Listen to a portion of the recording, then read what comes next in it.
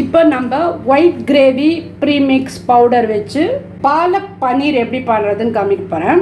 இதுக்கு என்னென்ன இன்க்ரீடியன்ட்ஸ் தேவைன்றது சொல்கிறேன்.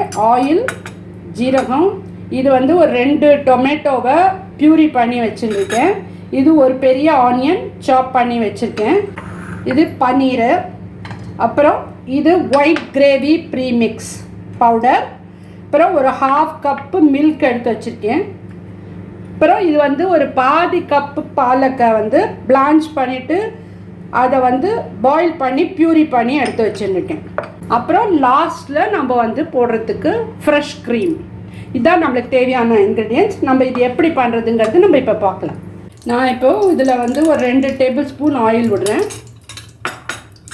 ஆயில் காஞ்செடுத்து இதில் ஒரு 1/4 டீஸ்பூன் ஒரு 1/4 ஸ்பூன் ஜீரகம் போடுறேன். ஜீரகம் நல்லா பொரிஞ்செடுத்து இப்போ இந்த ஆனியன் மிக்ஸ் பண்ணிக்கலாம்.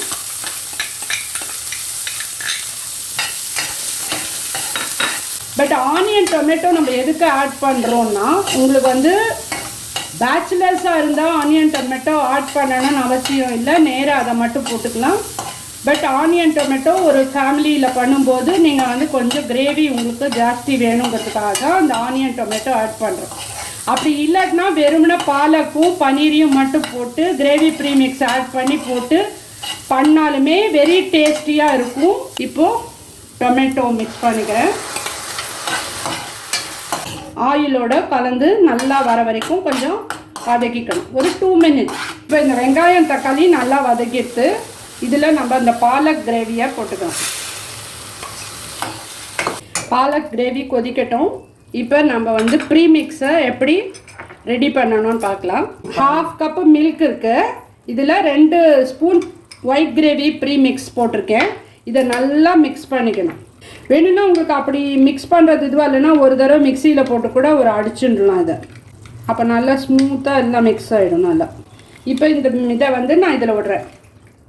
இதுலேயே நான் வந்து இன்னொரு 1/2 கப்புக்கு வாட்டர் ஆட் பண்ணிக்கிறேன். அதையும் சேர்த்து இதில் விட்டுருவேன். இப்போ நம்மளுக்கு வந்து ப்ரீமிக்ஸ்லேயே இப்போ சால்ட் எல்லாமே இருக்குது. பட் நீங்கள் வந்து இப்போ இந்த பாலக்கு வெங்காயம் தக்காளிலாம் போட்டிருக்கிறதுனால வேணும்னா கொஞ்சம் நம்ம சால்ட் வந்து டேஸ்ட் பண்ணி பார்த்துட்டு ஆட் பண்ணிக்கோங்க. இப்போ இதில் வந்து நம்ம பன்னீர் ஆட் பண்ணி இப்போ நான் 2 teaspoon gravy premix with 1/2 cup water 1/2 cup milk போட்டு பண்ணதுக்கு இந்த அளவுக்கு கிரேவி வருது. இப்போ இது வந்து ரெடி ஆகிடுது. இதில் நான் வந்து க்ரீம் போட்டு சர்வ் பண்ணுறேன். Palak paneer restaurant style dish ready with white gravy premix powder.